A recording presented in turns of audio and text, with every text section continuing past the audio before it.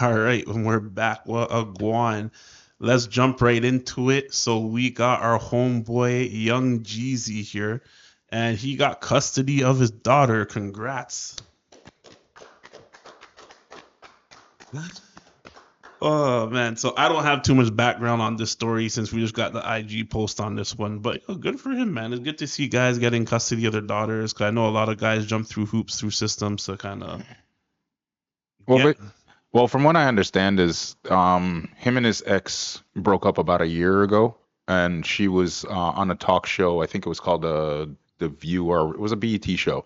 And at the time, there was popularity. They had just gotten married, and from what I understand, like there was some marital issues from her side, and I Mm, think some infidelity issues on her side. And Jeezy's the one who asked for custody.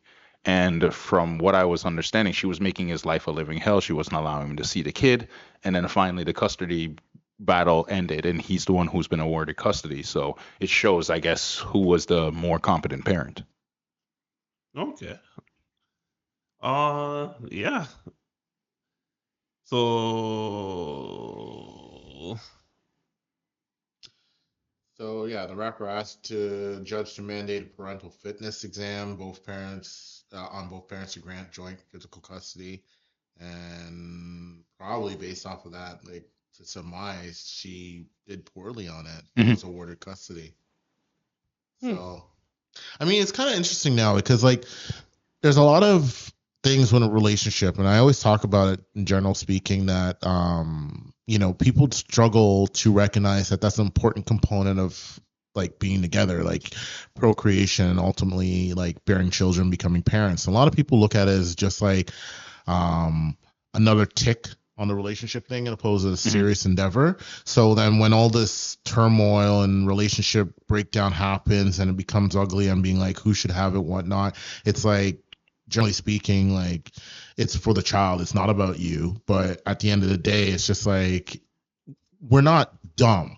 Like we've been doing this dance as a species for thousands of years. That it's just like two people come together, they do the horizontal tango, and then something happens. Like kids coming out of the blue shouldn't be there. So like I don't understand how like a lot of these people, whether or not you're famous or not, don't have conversations proactively. Being like, what are we gonna do if we have kids? Like, I can easily tell you.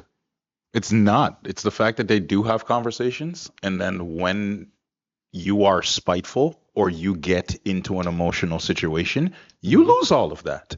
I've witnessed it on my own end. Like my God rest his soul, my boy who got custody of his kid, the entire time he was saying to this girl, I don't want kids. She begged him to have kids.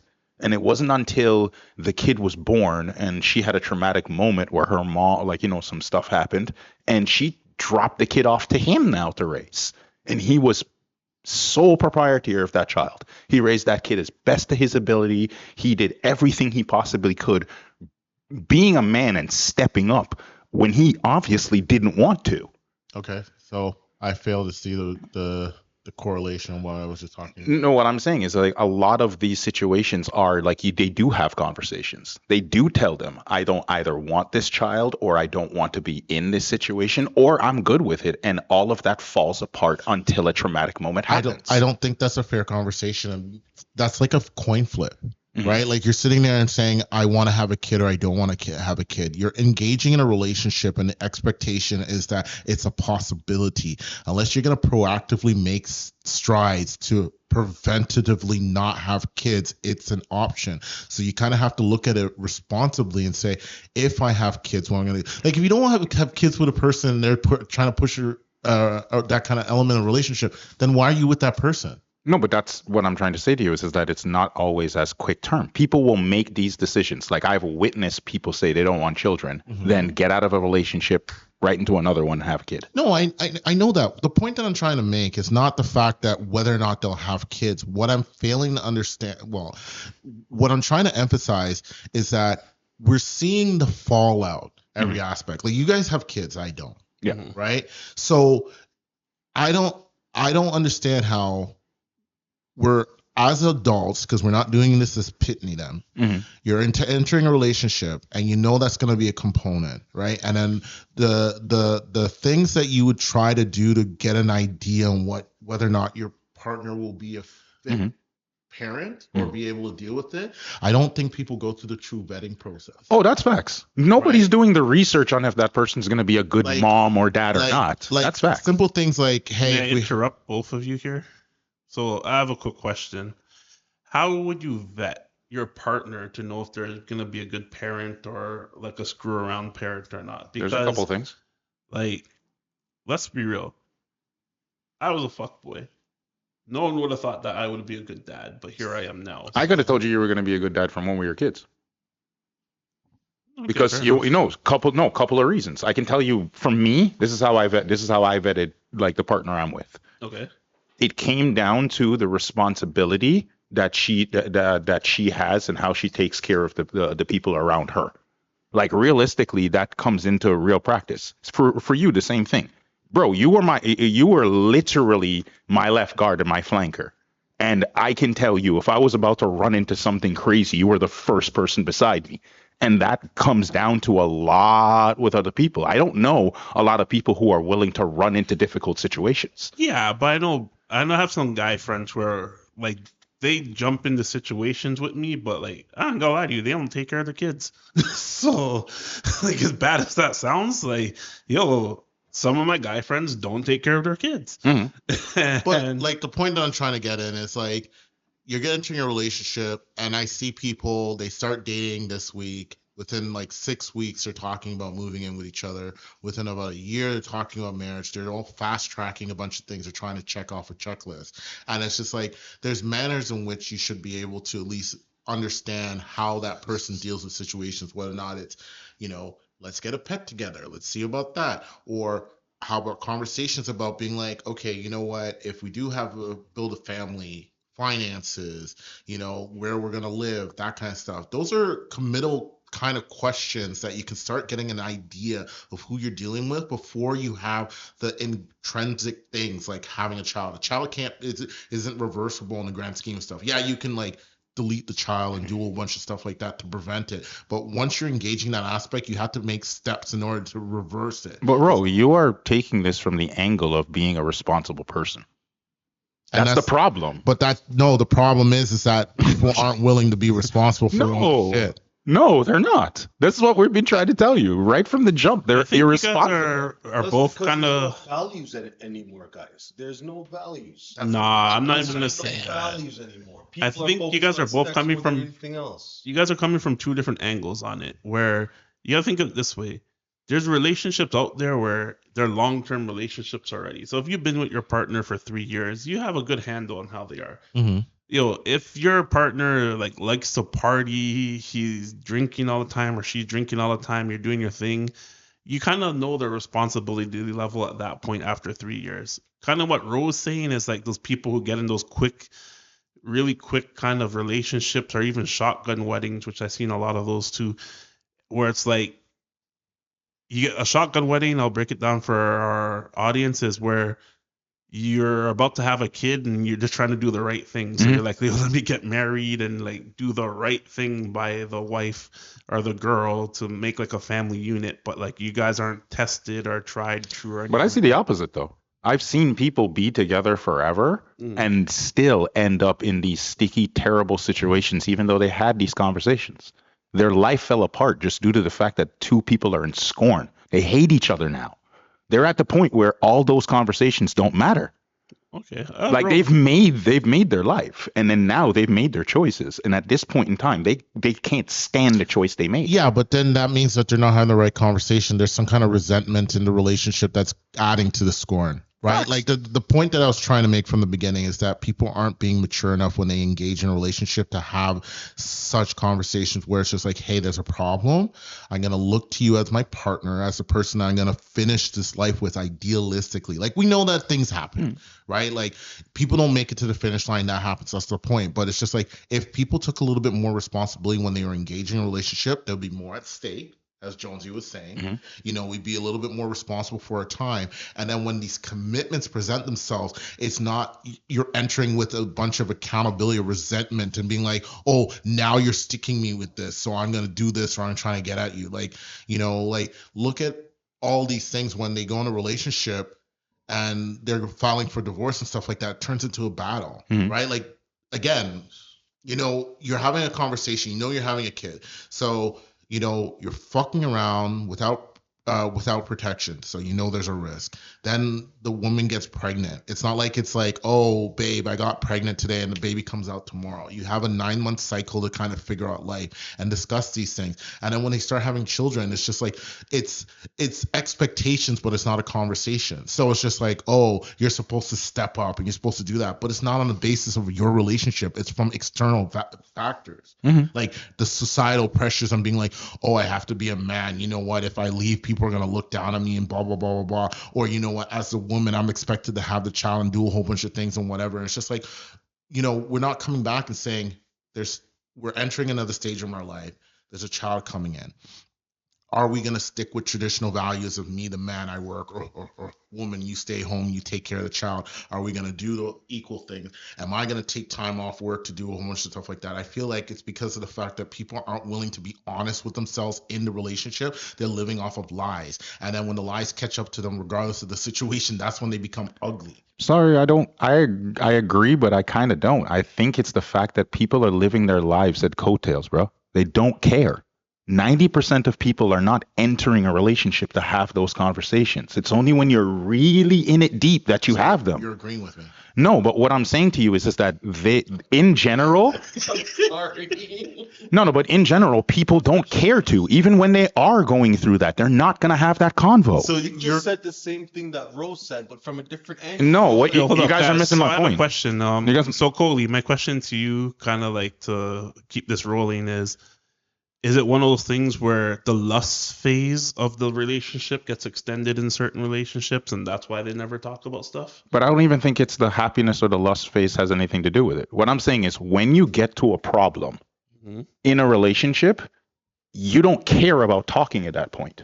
You're not at arms or at best with each other or anything, and it has nothing to do with responsibility. Responsible people are going to do that anyway. What I'm saying is you have people who are naturally going through life and would rather avoid their problems. And realistically, being the responsible person in that relationship and in that time is not going to happen. Like it's the fact that you're saying being responsible when the problem happens, it's not. I was saying that people aren't and they should. So that's why I'm saying we're on the same page, dog. Where people are entering relationships and they're doing the exact same thing. So I'm saying it's because they rather live in the lie and they're not looking at relationships as a responsible thing. Yo, you guys are really brothers, yo. Yeah. Like you guys think the same, but just talk in different ways. Yeah, it's like bro, we're coming to the same consensus. But no, you guys were both like kind of hitting on the same topic points, and I'm gonna drop us back over to our original conversation where we're talking about young Jeezy's win, and I didn't know that not that many guys get custody in the States. It's only 18% according to this article here, right? And usually a lot of money. Most men, it's actually less than that in general sense. Is when you have the money to fight. Well, Jeezy's balling. you need the money to fight because you're going against not only the victimization status that the mom is taking, but then the societal pressures on it. Because of the fact of the matter is that society has created this thing where it's okay for the mom to move on to the next stage of the relationship. We've accepted a status. I'm not talking ill because I come from a broken home too. So like I love my mom and I love the situation that I came from. So I'm not biased, right? I come from it. But the understanding, and I'm not sitting here and saying that, you know, women should be shamed for the decision making, all that sort of stuff. But it's a linear thing. They're engaging in a relationship. Both parties are engaging in a relationship. They're not taking responsibility from the jump and saying, hey, as two couples, as a human, as a representative species, is something that's going to trend on, because we hear the stories backwards, how challenging it is for a child to grow up with that security of having both parents, whether or not you are coming from a single home or from a broken home. All those things contribute to your development. We know that in more cases than not, it's detrimental than successful. So if you want to start perpetuating things that's inhibiting the success of your offspring, then you should take in consideration of the steps that you do entering a relationship, right? And if you see yourself having problems with an individual, there's almost 9 billion people on the planet. Move on to another relationship. I don't know, bro. Like, some girls are crazy, but Pum Pum's nice. I mean, hey, you know what? But again, all those things come back and saying it's just like you're making your bed and you're not willing to lie to it. Bro, look me in the eyes right now. You don't know 1 or 2 brudgeons who we knew the girl was bad. Exactly. But the brudgeons are like, yo, fam. It's too sweet. Yeah. It's too sweet, fam. And I'm trying to tell him that's the answer when he's missing it. Yo, I'm not going to name names, but I've seen a couple of men who drop like flies. And I'm like, yo, you told us she was bad. You know what I mean? Like, bro, we've had the conversation with homie, and he's the one telling us, yo, she's no good, she's terrible, she's the way she, and then all of a sudden couldn't let go. Oh. So the gorilla grip is too powerful. If you made it this far in the video, like, subscribe, let us know if you have also been snatched by the snatch. Oh Lord. But no, like, it's rough, man. Oh, subscribe. Don't forget that. Subscribe as well. But no, it's rough, man. So I didn't know the statistics were this lopsided over in the States. Well, because most guys aren't fighting. Well, it's an uphill battle. And it's like, when it comes to society, it's only recently where when a man wins, it's a victory, right? And it's so weird because, again, if we go back in time. Let me drop some of these stats quick for the audience. So over here, this is 2014 to 15. So they're not current. And I don't feel like searching too deep. Should we go to Canada? Yeah. Let's go to Canada. Because it's our country. Yes, it is our country. Ooh, what do we got here? Well, y'all, I'm in Denmark. You already got your trip to Japan planned? Type of broken unions. I wonder what that means. My relationship life has been going through. You're on here. Repopulate tomorrow, eh? So mother exclusive custody, 90 or 79%, so almost 80%. Hold up.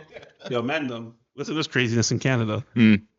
Basically, 80% of mothers win custody in Canada. Yeah. Only 7% of dads, and then the other 12% is shared, and then 1%'s other. So they must live with the grandma. Yeah. Yeah.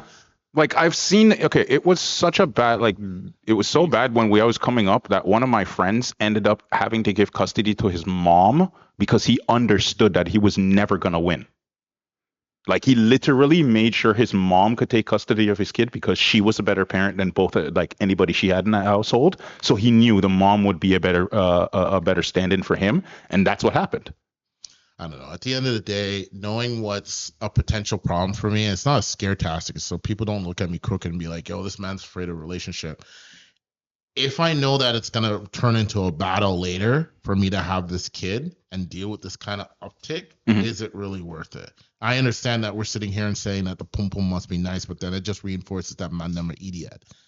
Right? What the? Yo, can I speak? Yes. And I'm going to tell you why man are idiot. I've come to a point in my life where pum pum isn't even important. Yo, talking to Mike. It's not important, bro. It's not. Turn your head. I've been in relationships for the past 25 years. Relationship after relationship after relationship. And what I've learned after all of that, and 3 kids, what I learned after that is pum pum ain't shit. Can I add on that? It ain't shit. It means nothing, bro. Yeah. It means nothing because once you're turned, like, it means nothing once you're turned off, bro. Right. Exactly. And it's just one of those things, like, mansdom and ladies, listen.